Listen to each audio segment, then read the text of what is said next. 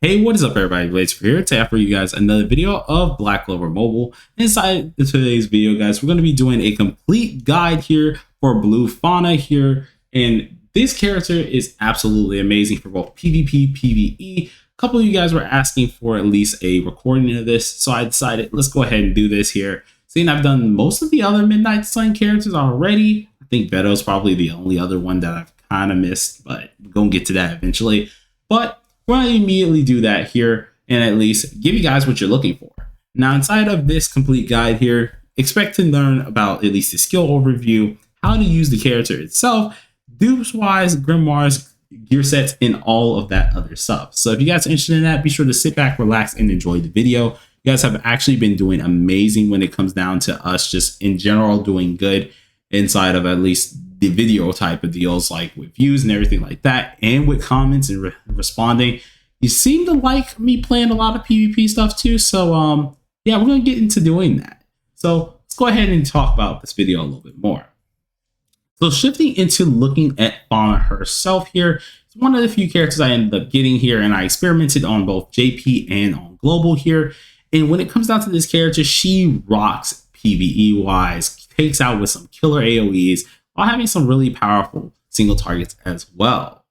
So if we go ahead and take a look inside of her skill overview here, we take a look at her skill 1. This will be Playful Salamander. Now what this ends up doing, it has a 60% chance to inflict burn on the enemy, dealing continuous damage for 2 turns. This of course is 90% for both attack and magic attack, in which with the burn here, you will end up taking damage equal to 15% of her attack and 50% of the magic attack at the start of the turn. Now this can be stacked. And each time you upgrade this, you go up 5% skill attack and 5% magic attack, going with a whopping amount of at least 20% on each skill attack and magic attack. So very, very powerful as a single target. Pretty nice here and very nice to have for her skill 1. Her skill 2 is Salamander's Whim here, in which if an enemy is taking continuous damage from burn, attacks afterwards will grant you 50% lifesteal. So being on at least a burn team here, we'll definitely see her at least flourish the most. So characters like Magna, Leopold, or even Fuegoleon, these things or these characters themselves will absolutely help you. Now, this is on a 3-turn cooldown here by the looks of it here, and it also has an attack percentage of 80% and magic attack percentage of 80%. You do get your lifesteal, of course, if you have the burn damage on the person and you hit with it, so that is absolutely amazing. This also goes up to 20% for a skill attack and 20% for magic attack, so do keep that in mind. Going along with her special skill here, she grants increased attack all level 2 for 2 turns here, which is an attack percentage of 90% and magic attack percentage of 90% here. This increases the all attack for level 2, meaning attack and magic attack is up by 40%. Now, of course, if you upgrade this, which is definitely one of the things you want to upgrade here, you get yourself a whopping 40% extra for level 5 here, being that you get level 40% for the skill attack and 40% for the magic attack. So surely do so. Now, you do have her skill attacks. These are a little bit not too worth it. One inflicting burn, the other one increasing damage dealt. But mainly you're going to be focused on the special skill, so don't worry about that. Now, going over at least the skills to prioritize, you would definitely want to go with the special skill leading into the skill 2. Then after is the skill 1, seeing that, of course, this still does some very powerful damage as well. If anything, if you just want to do 2 of the skills, I would definitely suggest your special skill and skill 2, because skill 1 is an option. And then her chain is really not too worth it, because not too many of us are going to be using Veto with her anyways when it does come down to it. But of course, if you want to do that and you just want to min-max the character, you are welcome to, of course, be able and use this. Now we'll come back and talk about the Grimoire in a second, but first we're going to talk about how to use Fana herself. Now Fana herself is going to be built off a lot of burn units. So when it comes down to things like this, you want to have a burn team here, or at least have some very powerful supporters. Some good people for burn teams, of course, is going to be Fuegoleon, or you could end up using Magna. Is an absolute just crazy good character when it comes down to this here, and then Teresia. These are actually some good characters that you could possibly use. If I had Leopold, he is a very, very good option instead of Magna as well. So then you will want to use those characters. But overall, if you just need some supporters, some things that come in handy could be possibly William, or it could possibly be Volto, seeing that he helps out with magic attack. But you definitely want to have the most magic attack as possible when it comes down to at least exploiting her damage. Now, for example, what you would end up doing if we go ahead and take a look into the skill preview, let's act like the enemy is burned here. You would immediately want to go ahead and pop off the ultimate here, in which the ultimate is what you want to always usually start with when it comes down to this character, dealing some decent damage immediately here. And then you want to go ahead and follow up with this right here, because this will actually help you out, because now you're buffed here, you're getting your actual attack percentage and magic attack percentage. So now that you have those two buffs on the character here, as which you can see from the applied effects, you would end up hitting them with the skill 2, dealing some nice damage here. But the only issue is that skill 2 can get kind of capped off a little bit depending on who you are fighting. So surely do keep that in mind.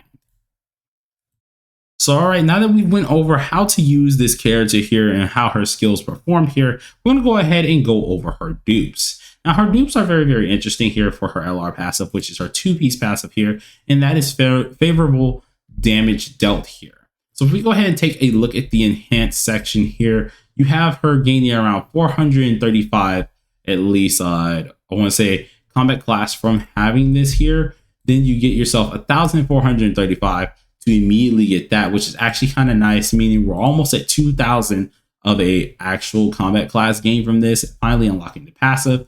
You then get you 435 more, which is actually amazing because you are upping your pin as well while doing such. Once you get to 4, you get yourself some accuracy, helping you make sure that you actually can hit these hits thoroughly, which is very helpful, seeing that she needs that accuracy to make sure people does not block her damage here. This goes to 485, meaning you're around at least 2.4k higher. And then once you get your last one here, you will be at least 4k higher, getting 14% favorable damage overall. It's something that you really want to do, of course, if you want to make her really viable. 5-starring her is really helpful, and it can be very much so a good thing to do. Now going over her best grimoires here, we're going to take a look a little bit again here. Now for her best one, it's going to be her own character's grimoire here, in which actually I'm kind of missing. So if we go ahead and take a look at the glossary here, and we're going to go ahead and take a peek at the skill pages here, you really want to have her own skill page here. Her own skill page ends up helping out her skill 2, meaning that she has a 50% chance to inflict burn on an enemy, dealing continuous damage for 2 turns, which can overall help out her kit. Now, of course, if it wasn't on her and it was just on someone else, they'll get all attack 10%, which is technically what the SSR card Darkness does, and which is another optional, or at least optimal, thing that you could possibly use. So for SSR cards here, you could possibly use Breath of Darkness here. Another good one for her could be the Leopold card as well, seeing that you're granting yourself all attack in proportion of your HP. Though she does have lower HP on the HP side here, it's still kind of viable in some aspect. And then, of course, if you wanted just DPS-wise stuff, Asta's card and or Lick's card really does come in handy for her character in total.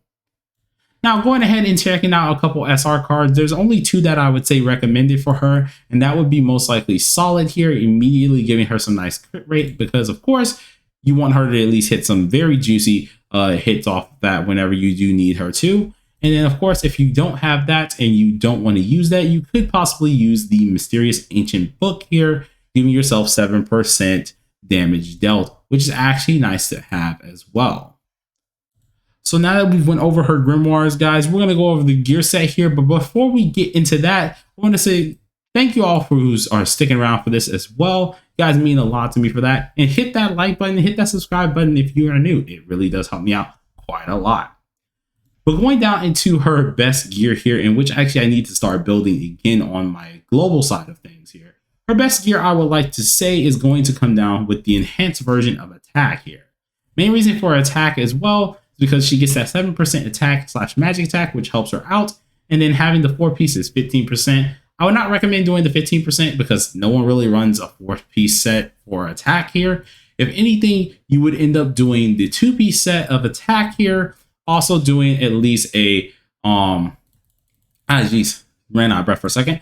at least doing a crit rate set here to at least help you out here, giving yourself 5% extra crit rate, which is absolutely nice. And then I would like to say to pair it with a little bit of pin. Now, pin in my, at least in my opinion, is probably the best one to go for, because you get yourself 7 extra pin as well. That may not sound much, but it actually does make a little bit of a difference, believe it or not. And it actually can be very, very helpful. Now, you could use the basic pin as well, which is, there's nothing really wrong about that. The only issue is it's only +5 instead of that extra 2, in which it does make a huge difference.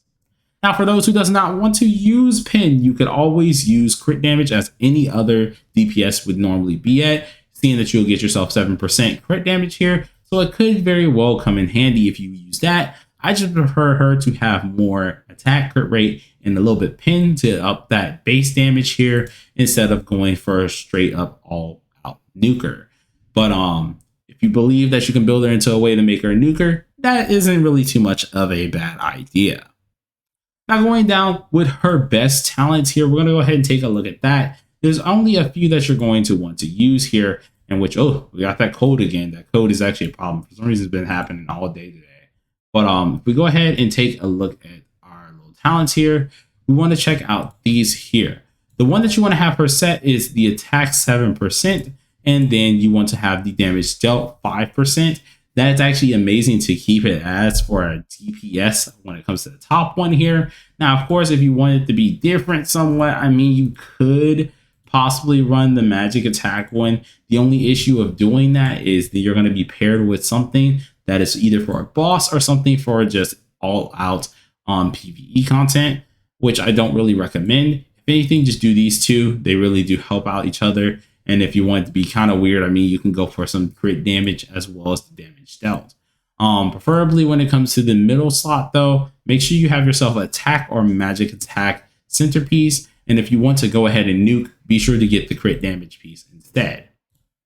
Coming down to our best talents for blue here is going to be defense here, as well as this one for endurance, which actually helps out quite a lot, increasing her defense and crit reds inside of PvE side of things. Other than that, it isn't really worth it. I mean, you could do this one, which is grants debuff immunity for 1 turn if HP is equal to or lower than 35%. Seeing this one could go as well inside of PvP, but I wouldn't recommend it just because it's not too good in general. Just keep it at these two, because technically this is going to be useful in PvP, and this is going to be, this is going to be useless in PvP, and this is also going to be useless in PvP. So either way, it won't matter. These two are just going to be your best choice. And then I would like to say for defense wise, regularly keep that as just a defender stone to at least get you some more CC. Coming down to this, you would want to get her the swiftness one here, which grants SP +1 upon having less than 2 SP at the start of the turn. And then of course, having the damage res by 10%. This actually helps out a lot, creating her to be more of a monster inside of PvP and PvE, seeing that she could tank some more damage and then dish back that damage, or just take the damage and then be able to lifesteal if they're burned. So this really does come in handy. The other ones are a little bit iffy. They're really not too worth it in my opinion. I mean, you could go with Mage's Blessing and then also have the increased accuracy and pin, but I really don't recommend it too much unless you just really want to try and get that extra damage off. But I mean, like, it's currently up to you. I'm just giving you guys the recommended set. Now, when it does come down to this here, I would prefer her to have more HP. If you do want her to be a little bit faster than what she is, because she is kind of a slow unit, you could use a speed one, but I'd rather you try to save your speed carve stones for some of your supporters who are actually really, really fast, who are going to need that. So furtherly, definitely keep this as HP one, boosting your CC even more. Now, seeing that we went through everything with this character, as I did say, she's an absolutely amazing unit here, PvP and PvE combined. She really does shine when she does have her dupes here and is built with a fire team. But of course, with the proper support, she actually can be a threat to be reckoned with. So without further ado, you guys, hope you guys enjoyed the video. If you did, smash that like button, which for hey, consider subscribing if you are new. I'm doing my daily freaking Black Clover grind again. You already see it, but hopefully you guys enjoyed it. So, peace out.